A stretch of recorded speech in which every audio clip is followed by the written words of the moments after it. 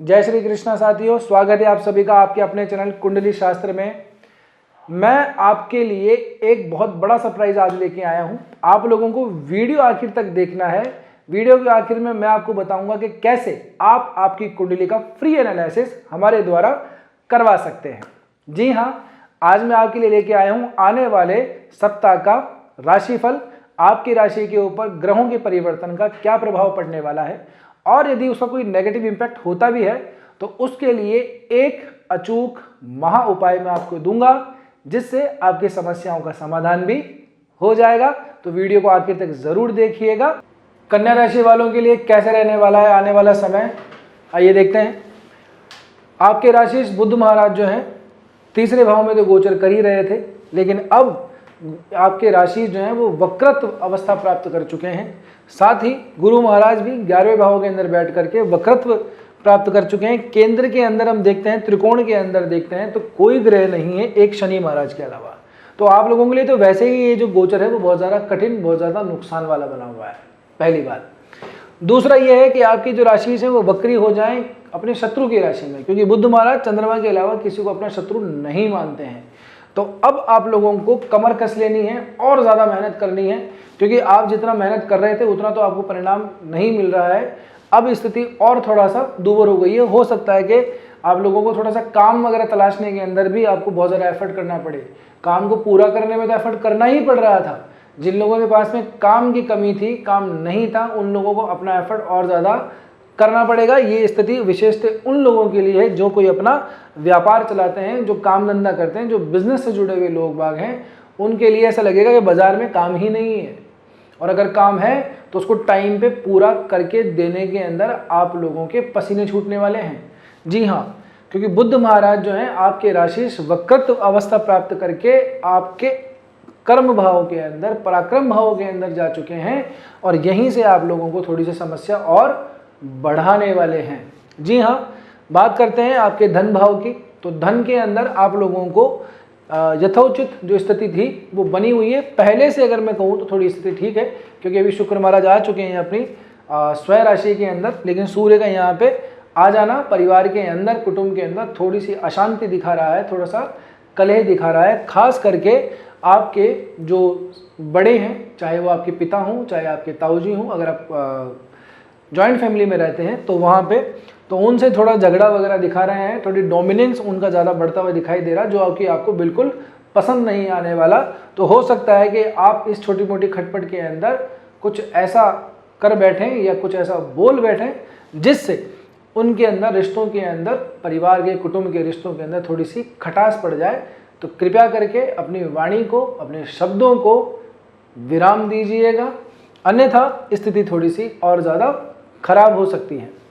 आगे बात करें आपके कर्म क्षेत्र की, आपके काम धंधे की, तो कर्म भाव का स्वामी भी आपका बुध ही बनता है, जो कि जैसे कि स्थिति यहाँ पे बनाए हुआ है उतना ही प्रभाव आपके यहाँ पे देंगे।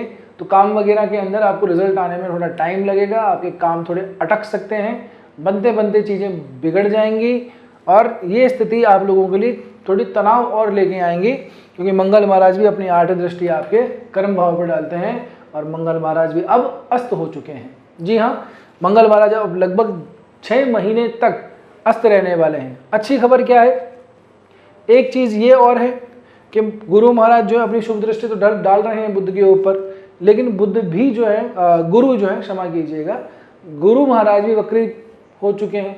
तो यहाँ पे भी आपको क्या है कि कोई प्रॉफिट वगैरह हमें मिलता हुआ दिखाई नहीं दे रहा। अगर आपको कहीं से कोई प्रॉफिटेबल इनकम आने वाली थी, कोई ग्रोथ अगर आपकी होने वाली थी, कोई प्रमोशन अगर आपका होने वाला था, तो उसमें भी हमको डिले दिखाई देता है, देरी दिखाई देती है। हो सकता है कि आपको लगे कि हमारी तो बस लिस्ट निकलने वाली ही थी, काम होने ही वाला था, लेकिन अब क्या करें। तो वो जो डिले है वो आप लोगों के लिए थोड़ा सा और तनाव लेके आने वाला हो सकता है, क्योंकि शनि महाराज वैसे ही आपकी 7वीं दृष्टि डाल रहे हैं आपके ऊपर। तो यहाँ से आप खुद के अंदर ही आलस महसूस कर रहे हैं। फिर यहाँ से देखते हैं तो तीसरी दृष्टि आपके 9वें भाव पे, 7वीं दृष्टि आपकी राशि पे, और 10वीं दृष्टि आपके सुख भाव के ऊपर डाल रहे हैं। 11वें भाव के अंदर ऑलरेडी गुरु बैठे हुए हैं। राशि महाराज तीसरे भाव में वक्री हो रखे हैं। तो जिन लोगों को ट्रांसफर वगैरह करवाना था, चाह रहे थे कि स्थानांतरण हम लोगों वाला हो जाए, हमारा भी नाम आ जाए, उन लोगों के लिए संभावना थोड़ी कम दिखाई देती है।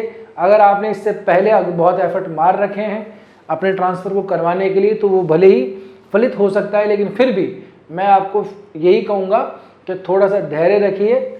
आपको आने वाले समय में ज़रूर स्थितियाँ आपके अनुकूल होंगी। अभी तो आप लोगों के लिए किसी भी तरह से अनुकूल स्थिति नहीं बन रही है, झूठ नहीं बोलूँगा, झूठा दिलासा भी आप लोगों को नहीं दूंगा।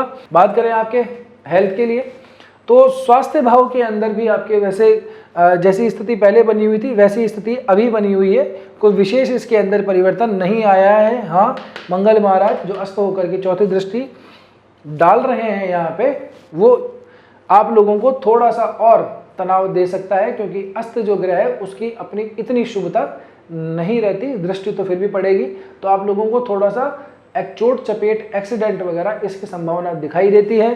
स्टॉक मार्केट शेयर मार्केट के अंदर आप इन्वेस्ट मत कीजिएगा, नहीं तो आप लोगों को नुकसान बड़ा लग सकता है आप लोगों के लिए, क्योंकि व्यय भाव के अंदर केतु महाराज बैठे हुए हैं तो अनएक्सपेक्टेड ही आपके खर्चे दिखा देंगे। तो हो सकता है कि आप लोग इधर उधर से अरेंज करके स्टॉक मार्केट में पैसा इन्वेस्ट करें और वो आपका डूब जाए या आपको बहुत भारी लॉस लग जाए और वो वापस से रिकवर नहीं हो पाए। तो आप इन चीज़ों से थोड़ा सा बचिएगा। हाँ, लॉन्ग टर्म का कोई इन्वेस्टमेंट है, इक्विटी वगैरह के अंदर है और कोई म्यूचुअल फंड्स वगैरह के अंदर है, वो फिर भी ठीक है, लेकिन आप इंस्टेंट फंड के लिए खास करके ट्रेडिंग वगैरह जो लोग करते हैं उन लोगों के लिए मैं स्पेशली सलाह दूंगा कि अभी आप लोगों के लिए समय ठीक नहीं है। बुध जो है इन चीज़ों का कारक तो है, लेकिन अभी बेचारे की खुद की स्थिति ठीक नहीं है, शत्रु के भाव में बैठा हुआ है, शत्रु के साथ बैठा हुआ है, वक्री होकर बैठा हुआ है, तो कैसे आपको रिजल्ट देगा? वो सक्षम ही नहीं है रिजल्ट देने के अंदर। ऐसी ही सड़ी बूसी सी शक्ल बना करके वो भाग्य भाव को देख रहा है, तो वो भाग्य में भी क्या ही उन्नति कर लेगा? भाग्य भाव का मालिक सूर्य के साथ में होके बैठा हुआ है, तो आपके तो चारों पासे चित्त हो रखे हैं साहब। समझिए आप बात को, थोड़ा शांति रखिए, धैर्य रखिए, आने वाला समय जो है आपके अनुकूल होगा, लेकिन अभी के लिए आप चीज़ों को लेट इट गो करिए, जाने दीजिए। ज़्यादा अगर आप क्या है कि हाथ पैर मारेंगे तो नुकसान आप ही लोगों का होगा। एक मैं आप लोगों के लिए रेमेडी की बात करूं तो रेमेडी के मामले में आप लोगों को करना क्या है, आप लोग गणेश मंदिर जाइए, छोटा सा काम है, गणेश स्तोत्रम जो है वह गणेश जी के सामने पढ़ लीजिए और ये काम बुधवार से शुरू कीजिए और कंटिन्यू इसको करिए। अगर आपसे 3 टाइम होता है, 3 संध्या आप कर सकते हैं तो बहुत ही बढ़िया, बट एटलीस्ट सुबह सुबह नहा धो करके सुबह सुबह तो करिए ही करिए। आप देखिएगा आपको बहुत ज़्यादा रिलीफ जो है इस काम को करने से मिल जाएगा, क्योंकि मंत्रों के अंदर बहुत शक्ति होती है। अगर आपको उच्चारण वगैरह में दिक्कत है तो आप मुझे कमेंट करके ज़रूर बता दीजिएगा, मैं आपको उच्चारण भी। उम्मीद करता हूं कि आपको ये वीडियो ज़रूर पसंद आया होगा। वीडियो पसंद आया है तो वीडियो को लाइक करना बिल्कुल भी मत भूलिएगा। हमारे चैनल को सब्सक्राइब कीजिए और शेयर भी कीजिए इस वीडियो को अपने परिवार वालों के साथ, अपने दोस्तों के साथ में।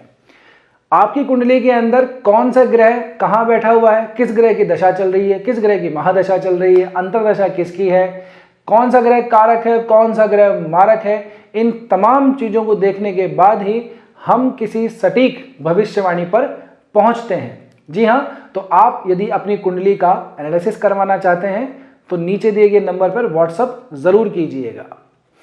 अब बारी आती है जो वीडियो के प्रारंभ में मैंने आपको बताया था। जी हाँ, आप लोगों को ये वीडियो कैसा लगा, एक अच्छा सा कमेंट आप लोगों को कर देना है। सेलेक्ट करेंगे हम एक कमेंट को और उनसे बात की जाएगी, उनकी कुंडली का फ्री एनालिसिस मेरे द्वारा किया जाएगा।